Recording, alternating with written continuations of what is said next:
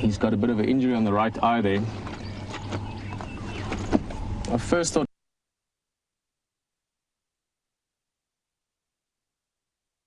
was 5 males on male total, but not impossible to do a split. Also interesting now, because we had lioness at the water, we have a track. Scott and them are looking at the tracks at the moment, going west from here.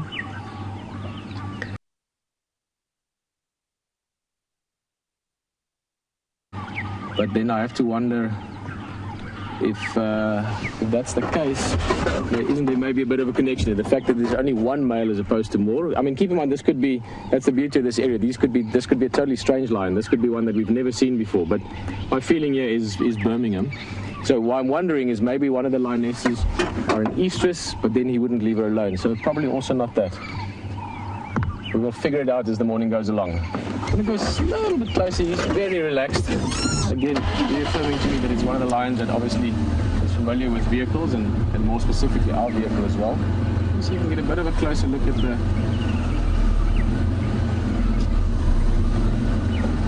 And that's a very fresh injury on the left eye there, so there we go. Very, very fresh. Quite swollen up as well. So not only is it cut, but it looks like it's had quite a hard sort of blow to it. Also above the eye, another hard blow. A perfect face, especially a big male. That lion would have been photographed somewhere that's not wild.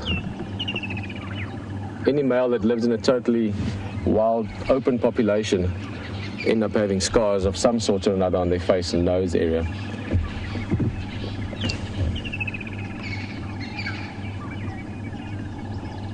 Now he's got a cut right on the sort of lower eyelid almost.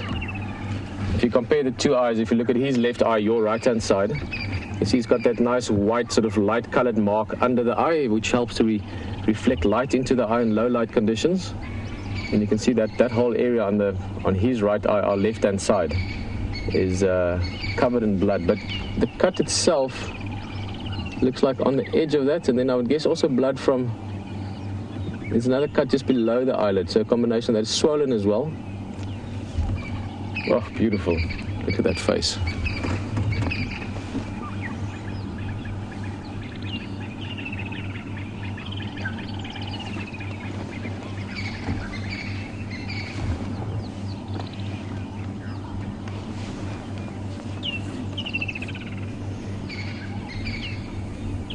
Well, guys, thank you so much for lots of feedback there. Just saying that Tommy and Blair, to name a few of the names that came back with, agreeing that it's one of the Birmingham boys, Birmingham males. Really, one of the very light mane blondies seen at Chitwa this morning or recently. I presume that would be in the last hour or two. Keep in mind, lions are quite active at night, especially early in the mornings. And he just did that to sort of, I guess, play a joke on me. Lying down, as I said, they're quite active early in the morning. Huge cats. I mean, I'm always amazed at the scale of them when you get relatively close. I mean, those paws are, without the nails extended, just in a relaxed form, the size of the side of your head, or my head. The forearms, the shoulder muscles, they're just so powerful. This guy would be in the region somewhere of 200 kilograms or give or take, which is about 400 and, let's say, between 400 and 460 pounds somewhere. Probably about 4. If I had to guess it exactly, I would say he weighs probably 437 pounds. If I had to play bingo for it.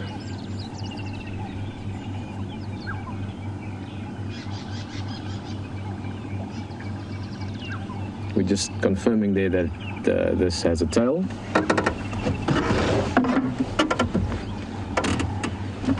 Well, guys, to be honest with you, I do think this guy is not going to be doing too much.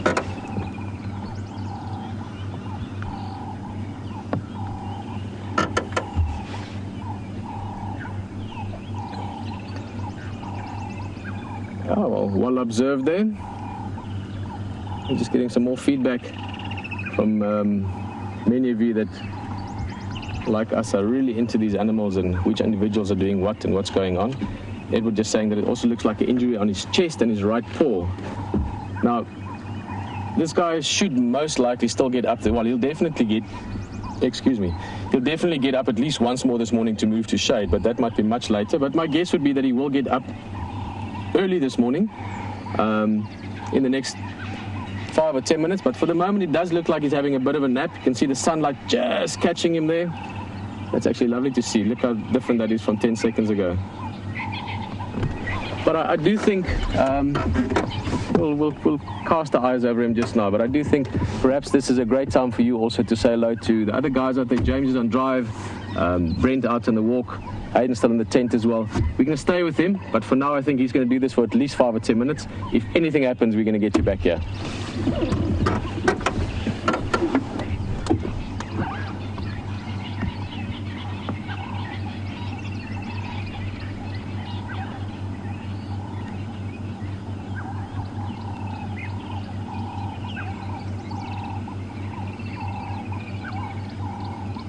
Okay, well.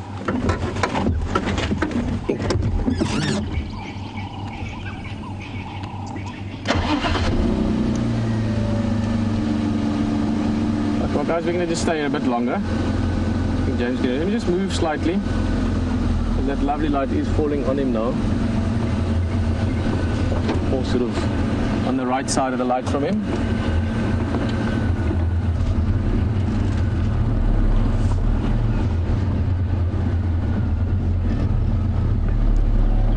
James is still looking around at the moment. They're also tracking other cats, so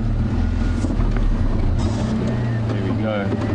Beautiful early morning light.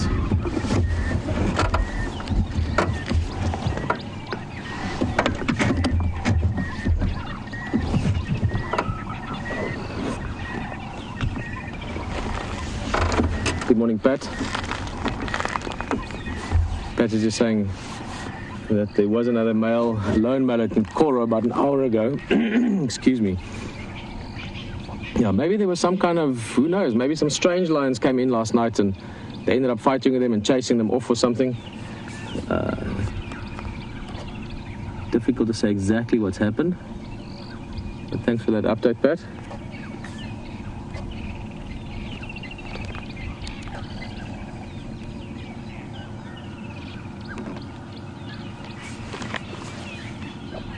Look at his paw there, right? I mean, it's maybe a little bit too far to see, but his right paw, so there.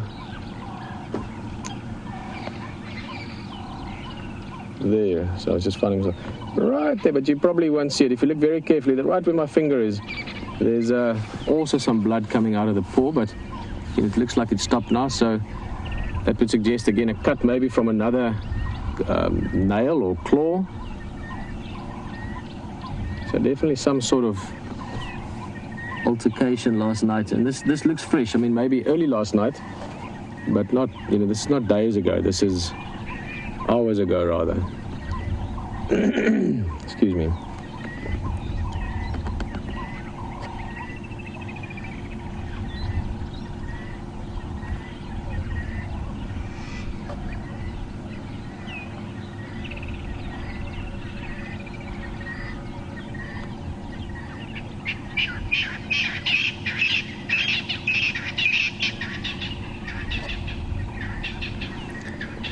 Well, guys, information coming in now from everyone. This is actually amazing. I love this aspect of WildEarth, and I love the involvement, the community aspect, and the interest as well. We're just getting some info now coming in. 2 lions from the Birmingham Males up in Buffelshoek, which is to our north and northeast.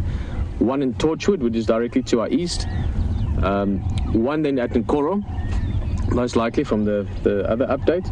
And then this would be the 5th one. So they are really dispersed at the moment all over the place. This guy is enjoying his nap. I'm sure after whatever happened last night and the last day or two, a bit of a rest is great for him. James is also looking around. If anything happens here, we'll get you back. Enjoy saying good morning to the other guys.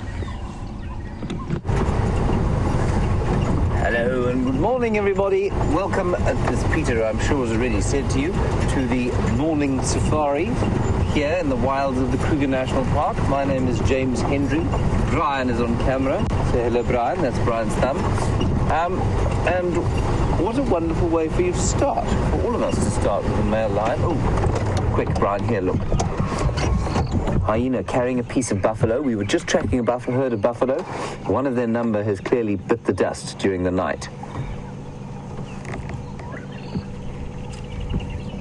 Right, well, now we know where the buffalo herd is, and certainly one of them was. This is fascinating stuff. Just go back here and have a look. I'm not going to follow that hyena. I think it's going straight back to the den, going back to feed one of the cubs. And what we're going to do is carry on and see if we can't find where that leg came from. I think it's quite interesting. Well, I don't think it's quite interesting. I think it's entirely possible that a buffalo has been killed. We were following tracks of a herd going into this block. We just suddenly sort of done a circle around the block. I haven't seen any tracks coming out, and I wonder if the Nkahuma Pride hasn't come into this area and made a kill sometime during the night. They were just up there yesterday. All right, so we're going to go carry on around the block unless we just go straight banging in there. You know what? The block's not that thick there. I think we're going to just follow straight in on the line that hyena came out. But taking a bit of a chance, but we'll do it anyway. We're not afraid, are we, Brian? No, definitely not. We're not. Right, so we're going to ease our way into the block. I think the hyena was probably taking the most direct route out, so let's just follow the route that he came out.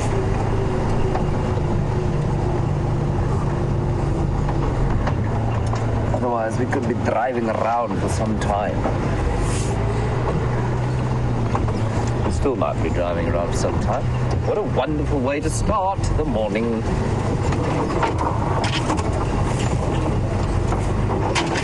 So, quite interestingly, just while we're bashing through the bush here, well, we're going to try not to do too much bashing while we're driving, easing our way gently through here.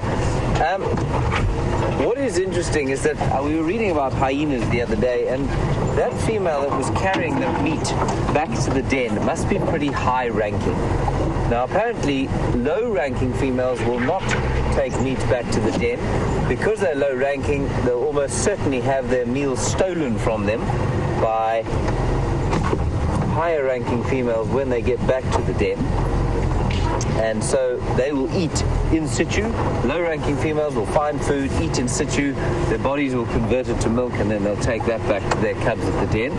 But high-ranking females will often, because they can monopolize feeding opportunities, will actually find a kill and take food back towards the den. Right, so we'll peel our way into here, and we'll be fairly sort of, we'll stop every so often just to have a listen. But it's relatively clear in here, so we should be able to see if anything's going on.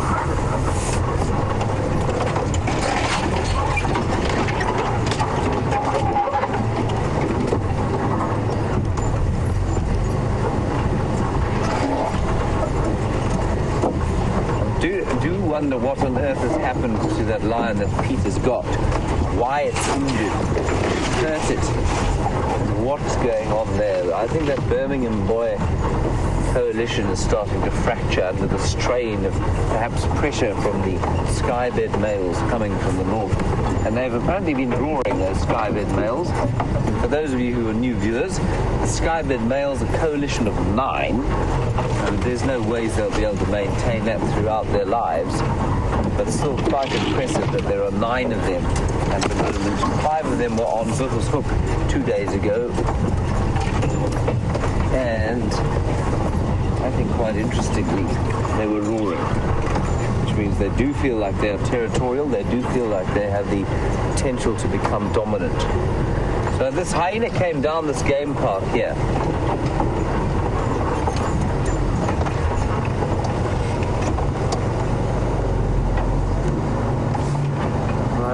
There's our problem with our radio communication. We'll have to tighten that. One of our aerials was flapping gently to the side, listing to port quite heavily. Is that right, Brian? No. Okay, we'll fix it just now.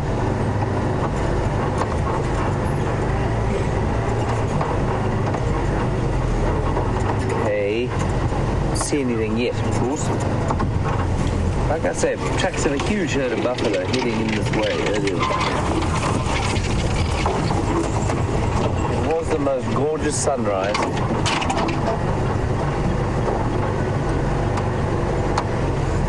And the heat is actually already starting to fall, despite the fact that it is barely just after 5. So what we'll do is we'll just get into this little cave here. We'll stop and we'll have a listen.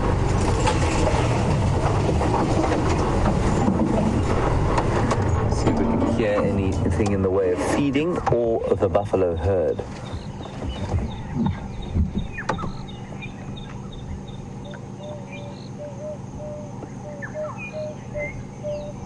You can hear the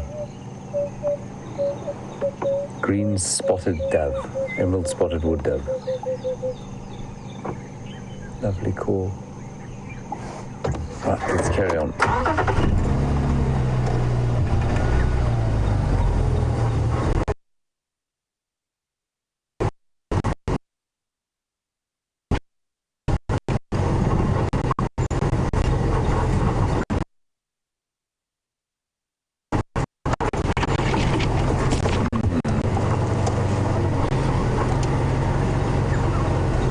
Didn't see anything.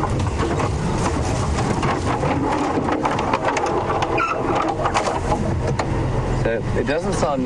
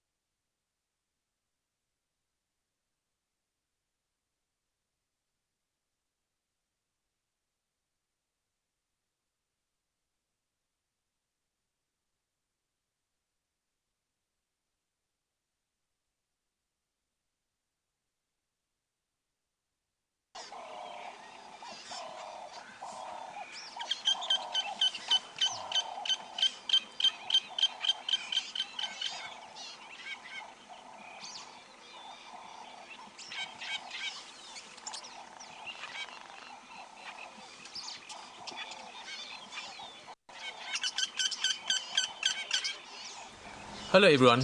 Being out in the bush and being out there live has its technical challenges. We're experiencing some of that now and are working on it as fast as possible to get it sorted and get you back in the vehicle with us.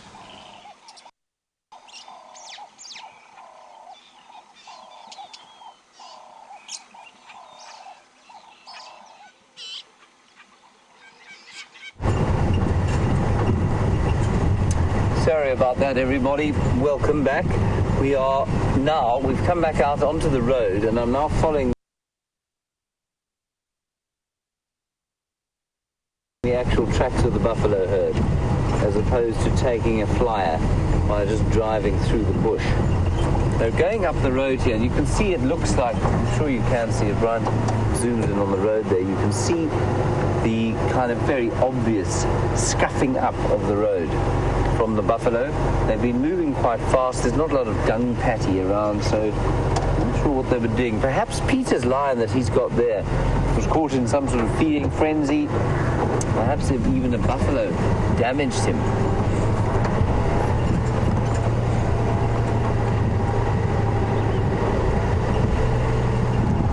Right, while we follow up here, just one of the most beautiful things to see in the early morning dawn light is the silk of a spider.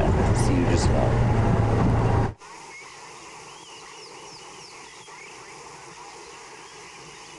Welcome to the sunrise walking safari. It's incredible. What we're seeing here is a tiny little bark spider busy basically breaking down his web. And he'll eat all that silk. Look at that, he's collecting the silk. And basically he's taking down his whole web in a matter of minutes. And the reason he does this is because he is very vulnerable to predation. So at night, he'll put up the web, or she'll put up the web, and catch all the insects they can. And now during the day, it's basically wrapped up and bundled its whole web. It'll eat that. And it's got incredible camouflage. It looks exactly like a piece of bark. So now that it's eaten up the whole web, it takes a lot of protein to produce that web, so it would be a complete waste for the spider to discard the web.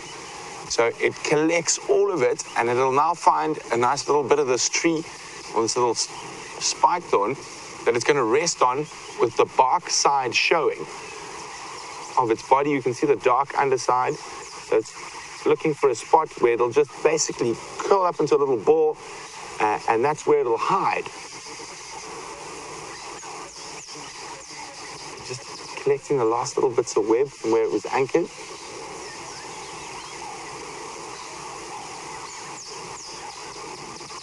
Isn't that amazing? It's so specially evolved to avoid predators during the daytime. It's very, very, very, very particular about collecting the pieces of web where it was attached. See how running around, you can see the little legs grabbing little pieces of web and then moving them to his mouth parts. Oh, he's off again. He's looking for a spot to settle down for the day.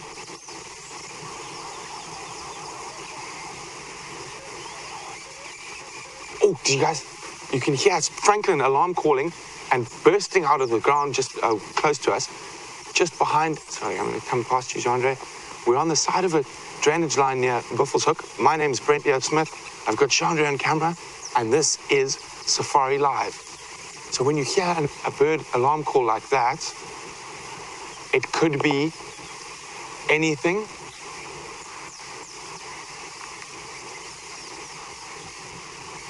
Yeah, that bird's getting even more agitated. Now, the problem with looking for alarm calls on a small animal like that is it could be from an eagle, it could be from a mongoose, but the fact that it's flown up and continued alarm calling could be from one of the big cats.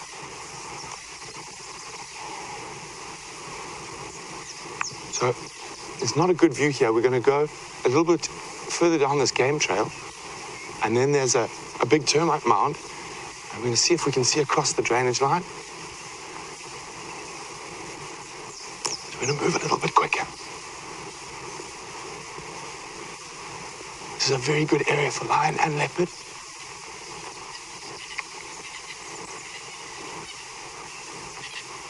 And the reason we're walking around here is we did hear a male lion calling, and it could be one of the Birminghams. I know Pete's with one, but they do split up to patrol their territory.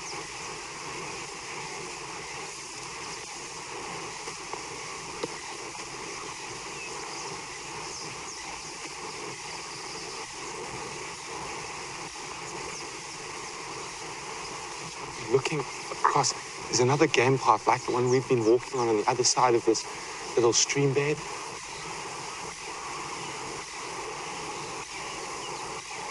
I don't know if you guys can hear that. That is a very upset Franklin. Let's try see if we can get across. If we don't see anything from this side, we can go check if there are any tracks there.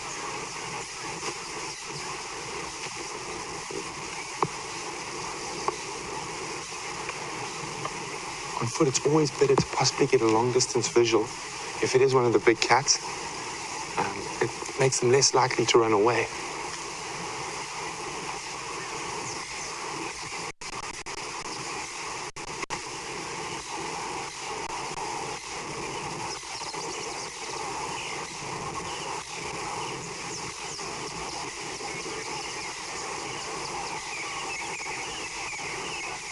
Yeah, that Franklin's still going.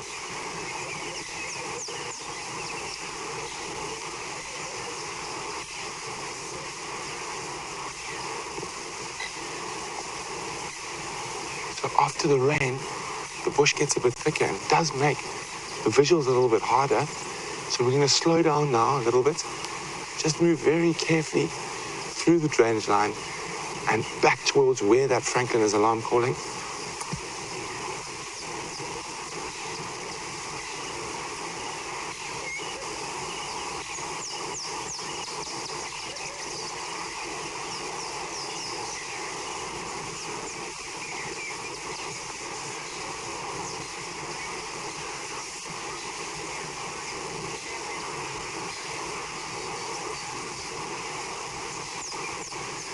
We're going to move really stealthy now, so while we do that, let's go get an update on those lines with Peter.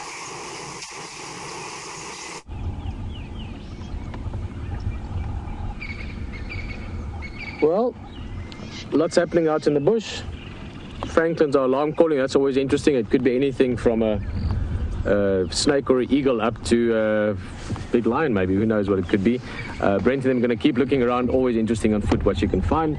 James, of course, hyenas and lots of activity there as well. So lots to look forward to. This guy has done exactly just this since you were last year. He hasn't even flicked a tail or blinked an eye.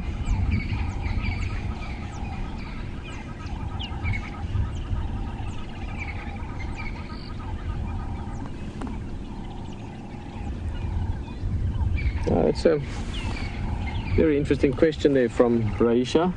Nice to have you on drive again, as you often are. And a very good question. I mean, that shows from people that have been on safari with us more than a few times. You start looking at the possibilities. Could that injury be from, in your case, Raisha, your question, from amongst the five boys? The Birmingham males, yes, they could fight amongst each other if there's specifically, as you suggested, mating rights or mating opportunities or mating access on the cards. Not impossible. In this case, maybe a good possibility since they've all dispersed by the sounds of things.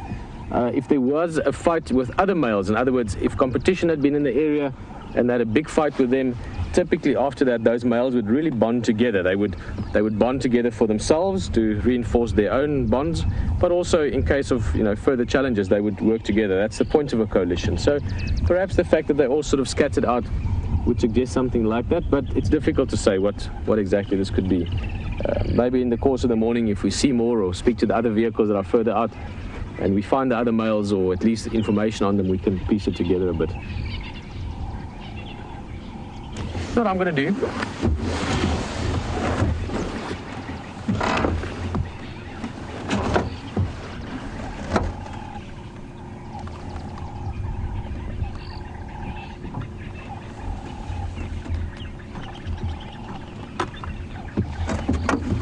Just listening, yeah. We can hear something off in the distance here. It's a squirrel that's alarm calling. Well, Maggie, you're just asking there about, and we're just I might even take a short drive there. It's definitely calling. We'll keep an ear on it. Squirrels typically don't alarm call, for instance, for lion, because lion don't really go up into trees, so they don't really bother squirrels. But squirrels do alarm call for leopard and then other things. It could be an eagle or a snake. I think let's take a very short drive while we chat about your question, Maggie. This guy is not going to go anywhere fast. He's not going to go far. We'll be within sort of almost visual distance of him. Maggie, you're just asking about this, the size of coalitions. And typically big coalitions, well, firstly, it's not typical, big coalitions. I mean, even 5, like the Birmingham boys, that's coming up to quite a few lions for one coalition. Typically 2 to 4 would be average size coalitions. 5 and anything up from that is quite a lot. So the only exposure or experience I had with it before was through John Grinnell, or Dr. John Grinnell, who's an American professor that did his PhD on lion studies, and he'd seen a group of 7 males in East Africa that took over 3 different territories and then split up after that and sort of annexed different prides between different parts of the coalition. So the reason for splitting up, I think, is eventually just too much competition. If you only have one pride as a big coalition of, let's say, 5 males or 9 males, like the ones moving in from the north potentially, then once you have that pride, even if it's a big pride, you're still going to have a lot of males competing for the mating opportunities. Whereas because you are so many, even 5 being quite many, you have the ability to take over. Sorry, but I really want to look around here, see if I'm not looking at you. Okay. Sorry, I just heard something on the radio there. Is that with being many lions, you can take over more than one area. You can go in and take over 1, 2, 3 prides or 3 different pride territories, and then split up. Because it also doesn't help if you've got 3 prides, but you only stay with the one pride. You've got to keep an eye on them all the time so that other males don't sneak in. So it's more the social dynamics combined with the mating opportunities that would influence the coalition to behave differently after they've taken over a new area. That makes sense.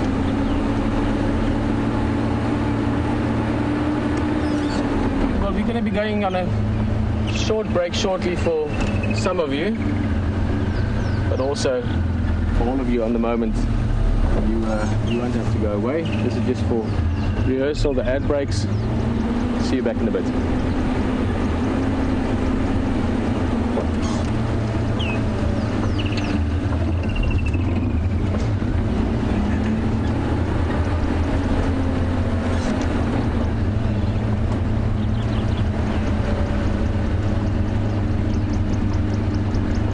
We're going to keep looking, see what the squirrel's calling about. Maybe this is something small, but it's always worth investigating anything. Oh, it's a bug. Anything that's alarm calling, and we're going to go back to Brent on the walk and see what's happening with the Franklins and what they were shouting about. See you in a bit. I just saw that Franklin that was alarm calling take off out of this dead knobthorn tree. The fact that whatever the predator is here, even if it's a little slender mongoose, it's a terrestrial predator. They wouldn't be up in the tree if it was something like an African hawk eagle. So now there's some game paths around here. We're going to go check very carefully if we can find any tracks on them.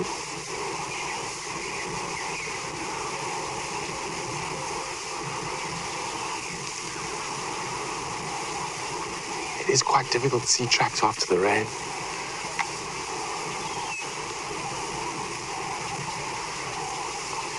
So when you're tracking in a lot of these situations where the ground's so hard you can't even see my tracks, you got to sort of think like an animal and guess like an animal. So if I was a lion or a leopard and I happened to be walking here, if I look at this sort of wall of bush in front of us, there's 2 routes I would go. The one would possibly be through this open patch here, but I don't think so. I think I would go on the more pronounced path, going straight through here. I can hear another little bird alarm calling. The way it's alarm calling makes me think we might have been chasing a little mongoose, but it is worth checking every one of these. Speaking of rain, as I did earlier, Julia, morning Julia, is in Houston, and Julia's wondering how much rain we got last night. Thanks very much for the question, Julia. Julia, very, very little. It was a lot of thunder, lightning, and wind, but very, very little rain. The majority of that storm blew to the west of us, up against the Drakensberg Mountains. I'm not seeing any tracks. Another thing I'd be looking for, in case it was a lion and leopard, if they were walking through, scrape marks from scent marking. Sometimes you can see those a lot more easily than you can just see a track on the ground.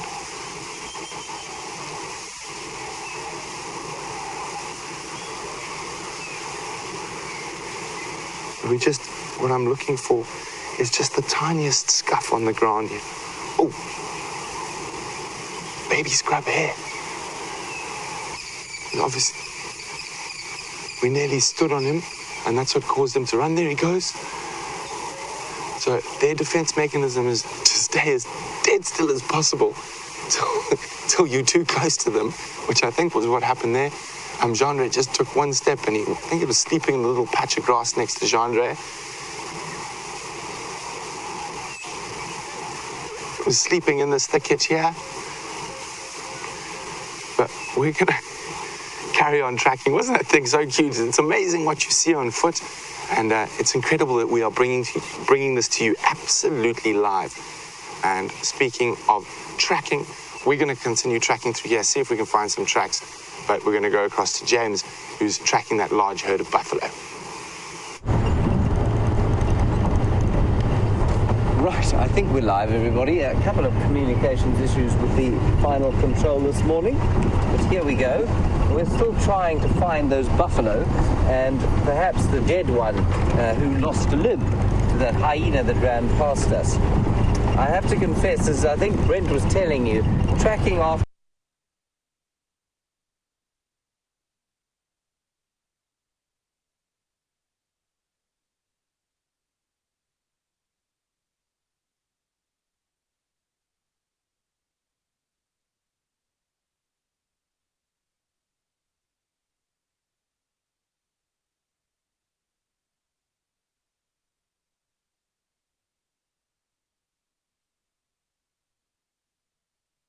the rain is not big.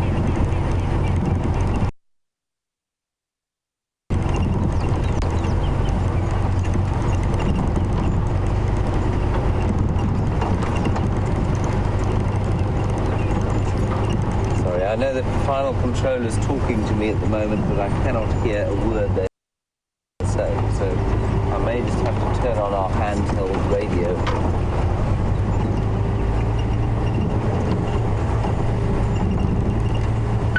You hear the dulcet tones of Tara Dales, that's why.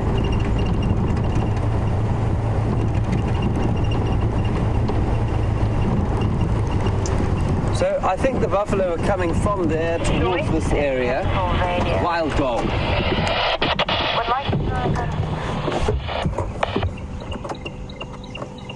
Well, that's not the worst thing to come across. Oh, there are a whole lot of masses of them.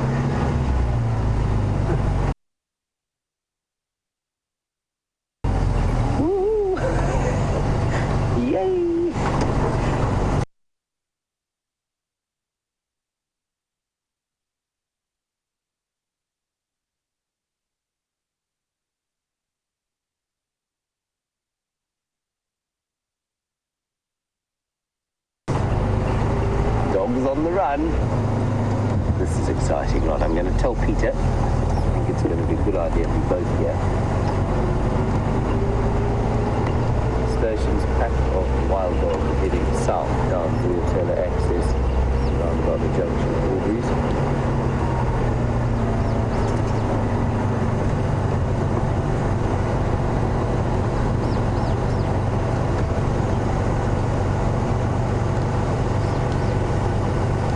About 6 stations spoke at the same time there. Let's go again.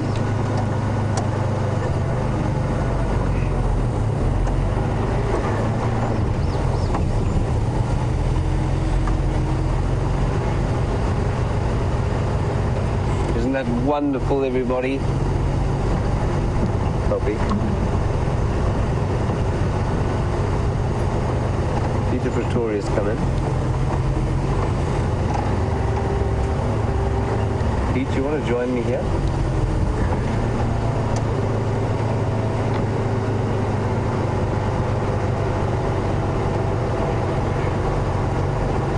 Yeah, affirmative. Sorry, everybody, I'm just coordinating quickly the sighting. We're trying to get Peter in here because if these things go on the hunt, as many of you will know, they will move at a tremendous speed, and it'll be very helpful to have both of us in here. Isn't this just fantastic? This is the Investec pack, so named after a South African bank. Not a romantic name, of course, but very important because they do spend quite a lot of money sponsoring these dogs. You know, clothes and football equipment and that sort of thing. That's all marking. It is kind of territorial marking, but they're not the most territorial animals in the world.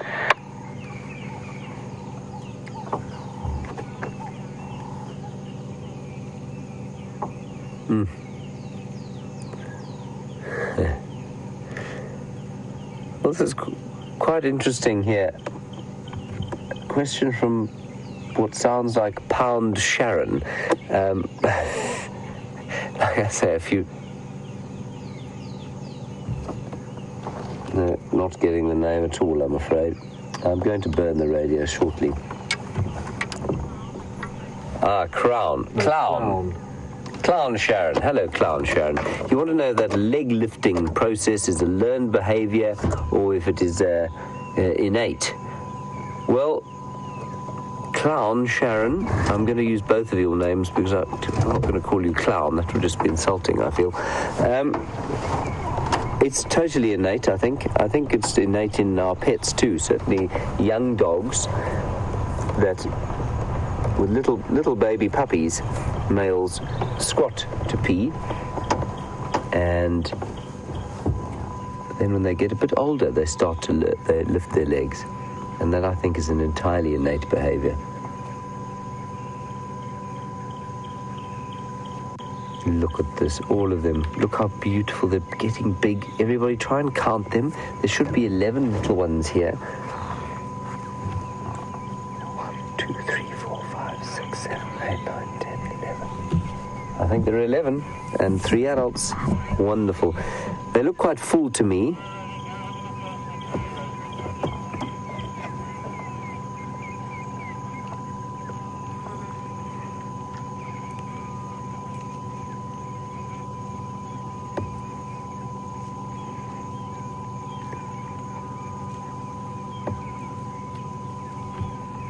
Can you turn off the pump? Can you turn off the pump? See? The pump. Turn the key. Oh, right, sorry. Well done, Brian. Sorry. This is just spectacular. Okay, everybody, we're only going to be here another 5 minutes or so because we have to go to do our practice show, I'm afraid. But what a spectacular thing this is. And remember, this is our last day of rehearsals as far as I understand it. So we should be pretty much back to normal tomorrow. Here we go. And the smell of them is quite something. Ooh, okay, they're heading off the road now. The next road is quite a distance from here.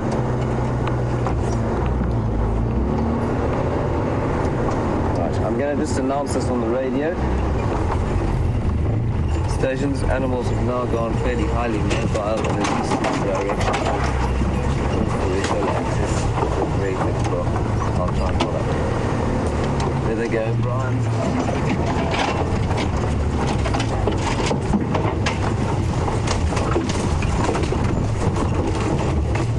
Pete, I think you must come Gallagher shortcut. Ooh, watch out, Ariel. Watch out there. Oh man, that line, you can't get through here.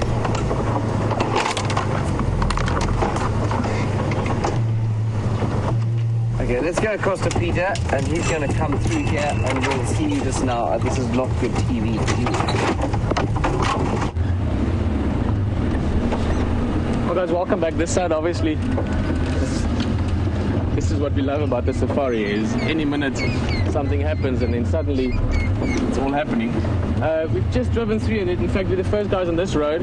big herd of buffalo that moved through here last night early morning, so this could tie in with that lion being around. But obviously the wild dogs, hugely exciting, fantastic to see all 11 youngsters are there. I'm just turning around now because, as James was saying, they went into thick stuff there. Very tricky block this to drive through. So we're going to try and wait for them on this side. The general feeling is here, the way they're moving and knowing them, from before, most likely they should be heading through towards quarantine. And because Liam was also saying just now, very likely they could be heading through all the way to where that lion is. So there might even be a little bit of interaction later on.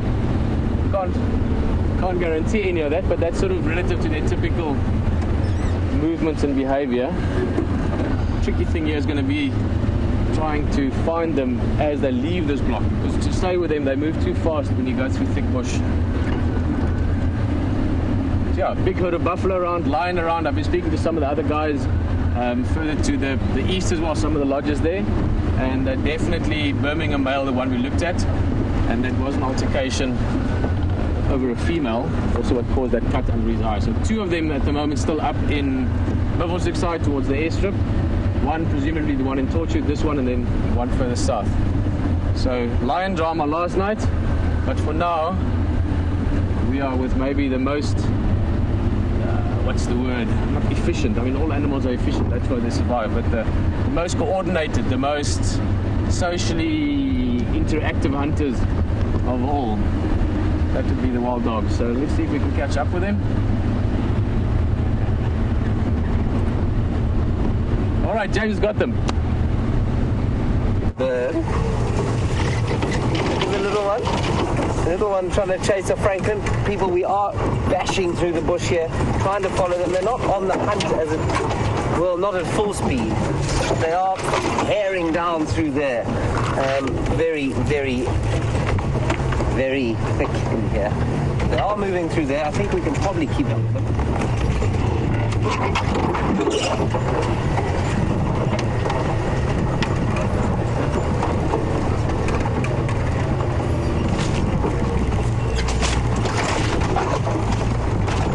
Very thick in here.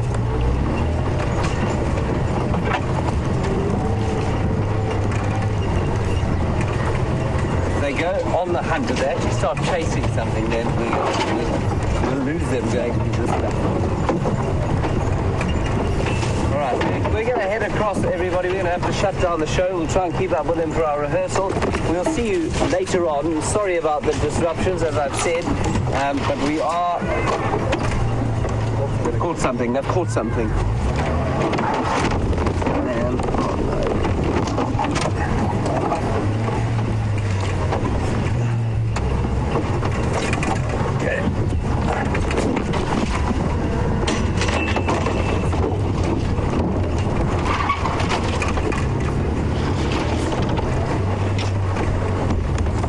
Either that or they found hyenas. I don't know. I can't get through here.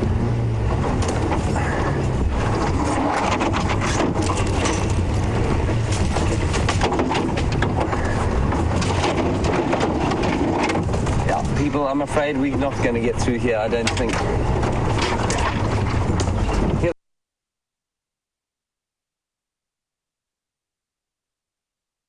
Afternoon at 4 o'clock. Thank you for your patience, and we'll see you later.